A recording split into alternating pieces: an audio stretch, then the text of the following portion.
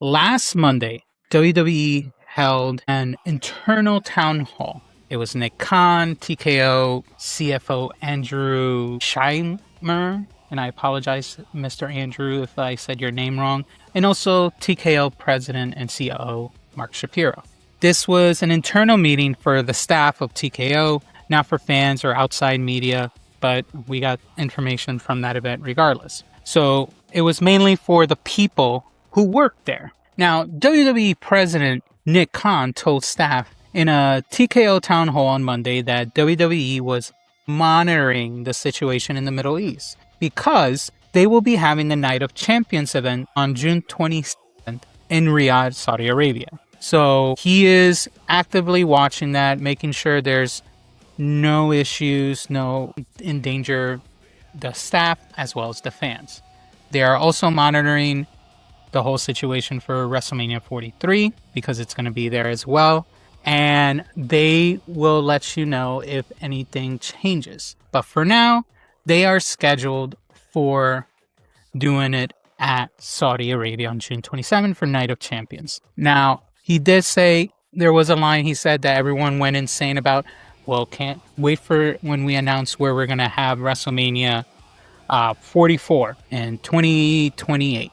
And people are going wild. They're trying to guess London. That's like everyone's first instinct. We're going to London. We're going to London. Probably not. There's reports that they're going to go to Nashville. So, or at least Nashville's bidding because they built a new stadium, the Nissan Stadium or so. So they may go there. At this point, we can only assume. Maybe I'll do a short about it, but I don't think it's anything crazy until we find out more. Now, besides that, and more importantly, Mark Shapiro said in that event, and I'm reading directly from him, he said, Nick Khan and Triple H are using AI for storylines with the WWE. That was his direct quote from his press event, and this got posted on Post Wrestling, so that's the direct quote from there. Now, that was from the CEO at the company all hands meeting, and that's the information then got out. But then now, and here's where it gets really interesting, between him saying that and after that quote started circulating, WWE's own people had to come back and clarify because Shapiro's words got taken further than the company wanted or hoped for. They were hoping it stayed internal, but unfortunately it didn't. Now, that's eventually TKO's CFO Andrew Shinmer walked it back a bit and said, and again I'm quoting, We've done some tests. We run some pilots across WWE and UFC.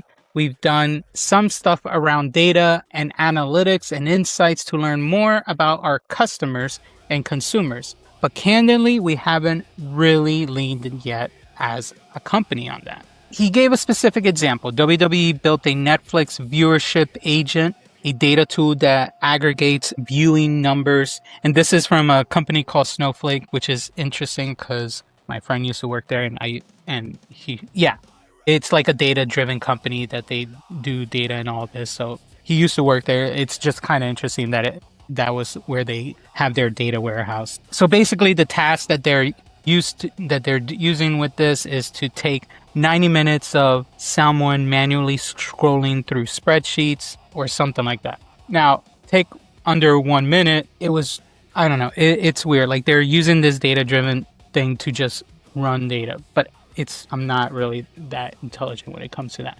But anyway, they're using an agent to analyze data through Netflix, which means they're using it for the most part raw, at least for the US. But when it comes to they probably use it as well for the POEs abroad for all the international people. Now, as always, when it comes to this, I want to be a little fair because everyone's been gun-ho blazing, shooting them down. We're going to shoot them down with something else. But for this, two things could be working at the same time. So let's talk about it. Number one, using data and AI tools to understand what fans are watching when they're tuning out and what stories are landing. That, to me, is not really inherently evil. Every smart business does that now. Even YouTube. YouTube gives us analytics for our videos. We know what works, what doesn't work. The same thing with Instagram. The same thing with anything, including businesses. If you sell stuff online, they'll do the same thing.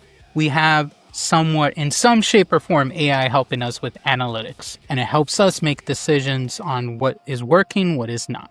Now, if AI can tell WWE that fans tune out during a specific segment every week, that is useful information for the creative team because that will help them figure out what they can do better or what they're failing in and how to improve.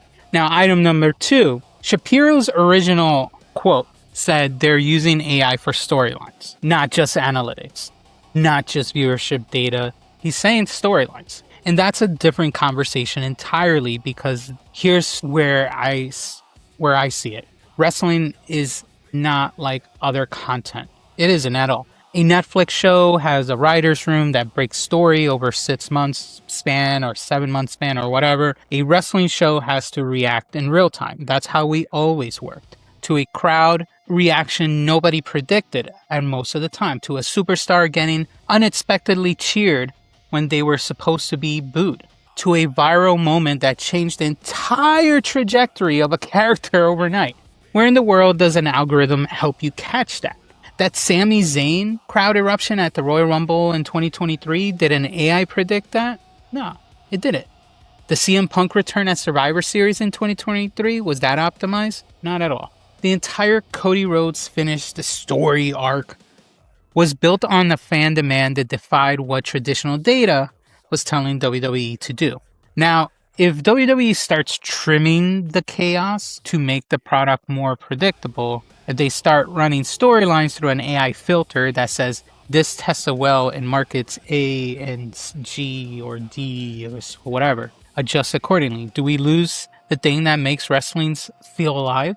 My concern, honestly, is not that WWE uses the technology. My concern is that WWE uses the technology as a shortcut because there's a difference between, let's say, a scalpel and a chainsaw.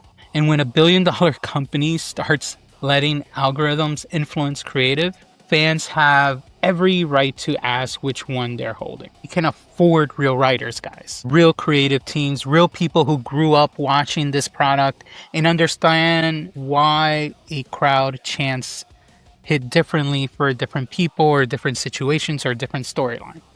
They're over $1 billion company at this point, and they can afford it. Their numbers of 2025 proved it. So if AI is a tool that enhances those people that you hired already, then fine.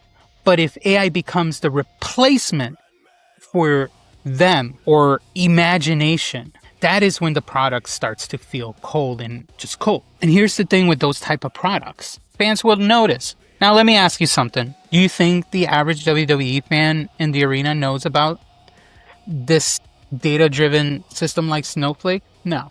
But they absolutely know when something feels off or when something feels fake, when a promo feels written by a committee, when a story feels tested and optimized instead of felt and believed. Emotion. Can you really get an emotion out of these things? I really don't think you can. At least not now. Who knows what happens in a few years? Wrestling is not, it's content, but it's not content at the same time. Wrestling, for some people, is like a religion, or these people who know it's fake, but believe it anyway. You can't optimize that feeling. WWE is $1 billion company. They can afford real writers. They can afford real creative teams. They can afford people who understand wrestling. They have all the money and the resources to make that happen. They even have a whole freaking building to put them in Stamford, Connecticut. So if AI is being used to enhance creativity or tweak it or clean it up or make you think of different things and maybe you go back to the writing board to rethink that storyline, sure, fine.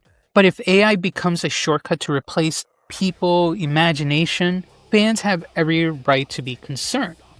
All the receipts are there. It's just weird that the company will do that. They have all this money and power in the world, but they are figuring out every way that they want to cut trims or cut money so they can get a bigger profit for the next year. Let's find out what 2026 profits will be for them in a year from now. Hopefully you guys are still with us and we can find out. So anyway, let me know your thoughts in the comments. Should WWE push for something different? Should they 100% focus on AI? or should they figure out how to not work with it? Let me know in the comments, and I'll see you on the next video.